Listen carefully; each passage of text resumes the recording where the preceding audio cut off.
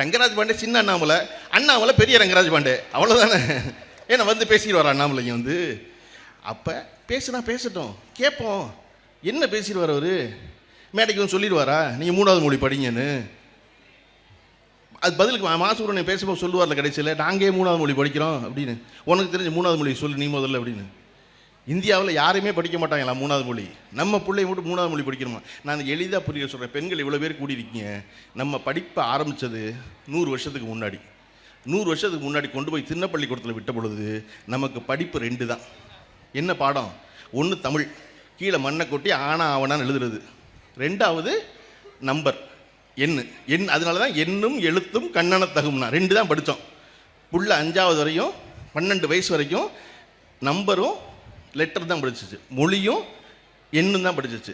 இது 2 தான் படிச்சு. அதுக்கப்புறம் 12 வயசுக்கு அப்புறம் மெதுவாக வரலாறு சொல்லி கொடுத்தோம். அப்புறம் புவியியல் சொல்லி கொடுத்தோம், ஜாகிரஃபி சொல்லி கொடுத்தோம். அப்புறம் பௌதிகம் சொல்லி கொடுத்தோம், இயற்பியல் சொல்லி கொஞ்சம் கொஞ்சமாக படித்தோம் சப்ஜெக்டாக. இன்றைக்கி என்ன பண்ணுறோம்? 5வது படிக்கிற பிள்ளைக்கே ஃபிசிக்ஸ் சொல்லிக் கொடுக்குறோம், கெமிஸ்ட்ரி சொல்லிக் கொடுக்குறோம், பாட்னி சொல்லிக் கொடுக்குறோம், ஜுவாலஜி சொல்லிக் கொடுக்குறோம், ஹிஸ்ட்ரி சொல்லிக் கொடுக்குறோம், சிவிக்ஸ் சொல்லிக் கொடுக்குறோம். எல்லாமே 5வது படிக்கிற பிள்ளைக்கே இருக்குது. கரெக்டாக? 5வது படிக்கிற பிள்ளைக்கு ஸ்பானிஷ் சொல்லிக் கொடுக்குறோமா? ஃப்ரெஞ்சு சொல்லிக் கொடுக்குறோமா? வங்காளம் சொல்லிக் கொடுக்குறோமா? ஏன்னா மொழி அறிவு இல்லை.